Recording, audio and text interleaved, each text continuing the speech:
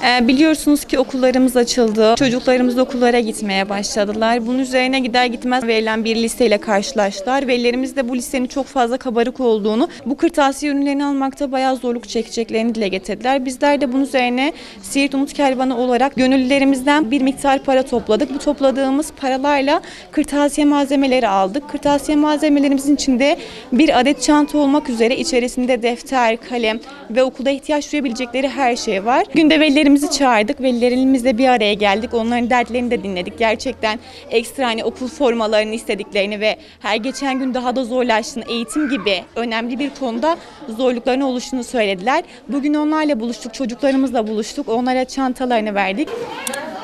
Okulunda başarılar. Al bakalım.